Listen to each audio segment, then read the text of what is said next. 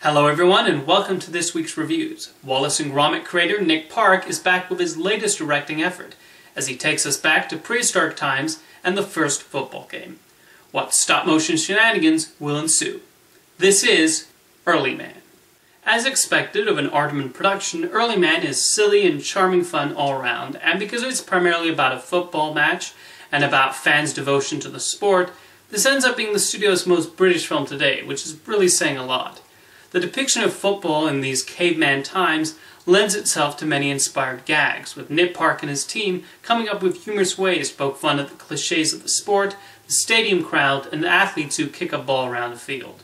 The lead character, Doug, is a likable chap, and we do feel for him as he attempts to help his tribe in winning a football match. Eddie Redmayne's vocal performance is particularly worth noting, as is Tom Hiddleston as the French-accented villain. Of course, Aardman's stop-motion animation continues to be high quality. The animators are particularly good at physical gags. There's a scene where Doug is merely falling through the stadium seats that work perfectly. Nick Park has always had an ability of bringing the right lighting and atmosphere to his films, and that continues here. And while this is about cavemen, the script does not go for obvious Flintstones-type jokes.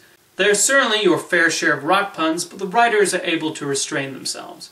What slightly stops Early Man from being one of the Aardman classics is the plot is your familiar underdog team has to get better to beat the evil sports team, so it follows a lot of the expected beats. Some of the jokes about how stupid the cavemen are also got a little old after a while. Nonetheless, this is yet another very funny Aardman production with a lot to appreciate, whether it's that quick-witted British humor or the lovable characters. Next up is the latest entry in the Marvel Cinematic Universe as we travel to Wakanda in Black Panther. The main element that jumps out about Black Panther is how visually impressive it is. Director Ryan Coogler and his director of photography Rachel Marson make this one of the most visually interesting films in the Marvel Universe, as they really take full advantage of this new world.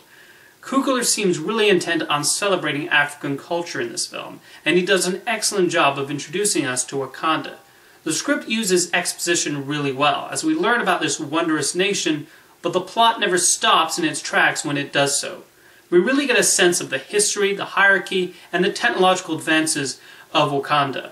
Chadwick Boseman already made an impression as T'Challa in Captain America Civil War, and he continues to be an engaging hero here too. However, he is surrounded by other talented actors who bring their own to each role. I think the standout is Letitia Wright as T'Challa's sister Shuri, who is sort of like Wakanda's Q. The gadgets she invents are really neat, and Wright shows both the smarts and excitement Shuri has about her work. Even the villain is great in this, as Michael B. Jordan's Eric Killmonger is not your standard I want to destroy the world because I'm evil baddie. His motivations and backstory are clearly explained and understandable, and he definitely stands as one of Marvel's most memorable villains. Coogler directs the action scenes with a lot of flourish, with a car chase bringing more to the table than one might expect. Black Panther is also surprisingly a rather standalone film. Aside from a few references to the events of Civil War and return appearances from Martin Freeman and Andy Serkis, Black Panther is its own self-contained story, and doesn't feel the need to stop the story to remind the audience that Iron Man also exists in this universe. I do think the final action scene is the standard overlong finale common in Marvel films, and that was when I started to feel the movie's length.